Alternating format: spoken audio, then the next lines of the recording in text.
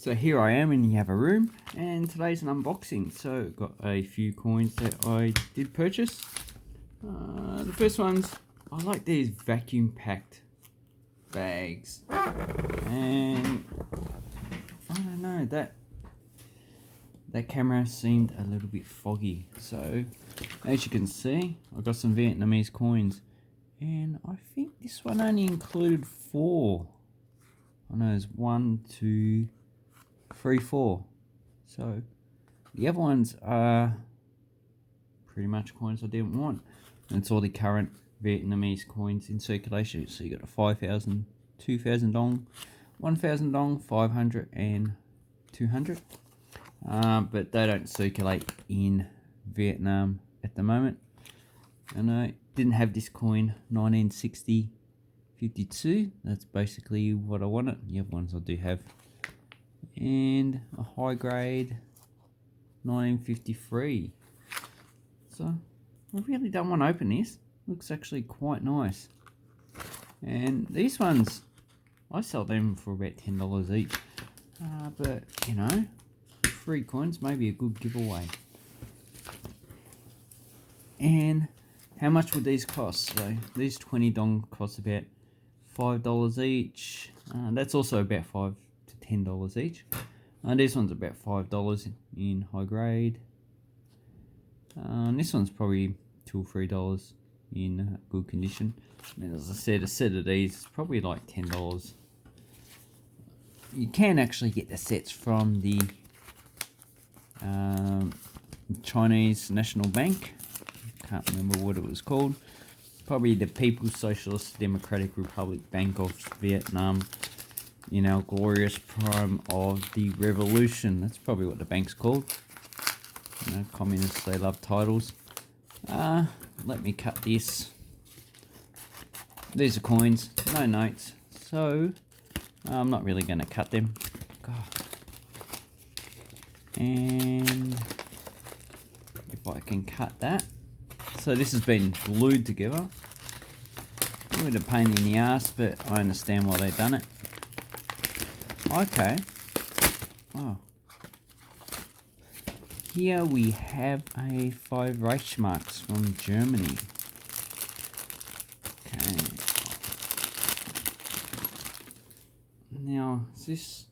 Okay, so it's Paul von Hindenburg. He was the president from, I think, 1919 to 1934 when he passed away. That's his birth and death date there. So quite an old person. And you know who took over after him. So this is a 1935. What mint mark is it? A for Berlin. I paid, it's pretty high grade. I paid $25 for this plus postage, which I think was about $2. So that's a nice coin. I'm going to replace that with the coin I've got in my collection. And here we have another one. So this seller, if anyone wants to know who this seller is, I can tell you. You know, I have no problems with that. Or even these sellers I've dealt with before, and they sell good stuff. So this one, I got some Norwegian coins, and I brought some Rhodesian. I also brought some, so if I zoom in, so Norway for all. This is a 5 krona. Don't think I have that coin. Here's the 10. I have this coin. This is a current circulating coin. It's probably worth about in between $3 and $4. Then we have some Rhodesian coins. So I don't know, I just hoard these coins. Okay, another 5 krona. You can see the difference. 64, 1974. These two are no longer in circulation. Not too sure if you can change them for current coins. So let's have a look at the rest. So Norwegian coins are actually pretty cheap. So you got the 25 øre. You've got some other ones, 10. Another 25. Let's have a look at that. These are actually quite small coins. 1957. Never 25 had a hole in it. So this one is 1947. Probably wondering why they had a hole in it. Well, basically these used to be silver coins, and in the 1920s they changed over to copper and nickel. So they got rid of all the silver coins in Norway, as well as Denmark, and Sweden issued silver coins up until the 1960s. And they put a hole in it so you can distinguish between the silver and the copper and nickel. So that's a nice coin. Not too sure if I have those. Then we have some bronze coins. So a one Königsriket. So it's a 37. Don't think I have that date. Then we have other coins here. So we've got a few. So we have the 7950 Öre. I like this one, 1959 1 krona, and this one's also nice. What date's that? 1946. It's quite a nice coins, and this one has a hole in it for the same reason as the 25 Öre does. Then we have some other coins. So we have some smaller coins, Zimbabwe 1 cent. This is a Rhodesia 1 cent, or half cent should I say, 1972. So we've got some more coins from, and this is a 5 from 1979, the lion. Even though lions never existed in Zimbabwe. But what I wanted in this coin lot,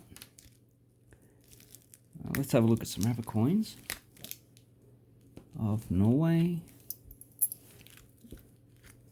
So here we have a progression of 1 Öre coin. So we have this one, the first.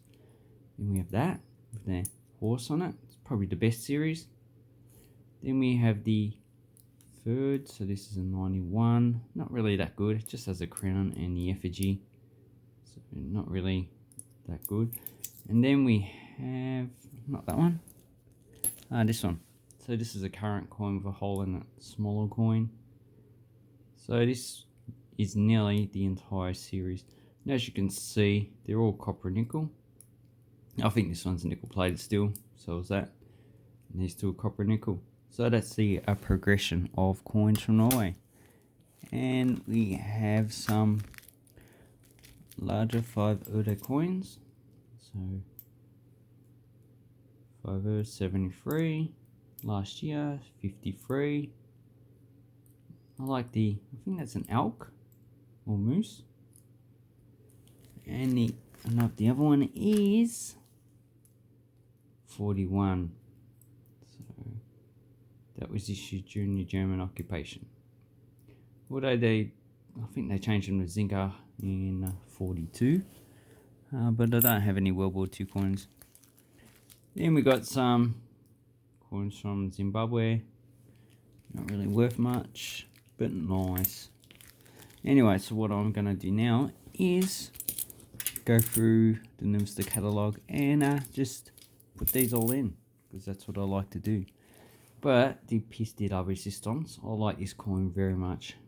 You can't use it in Norway anymore, but it's a 10 krona, equivalent to about 2 cents. And they should have actually put something on the side, lettering or milling. But this one's actually quite a nice coin. It's also indented. So, not too sure why they changed the coin from something like this to something like this. This is quite boring. It does have a Viking longship, but it has too much spaces in it. Too much space.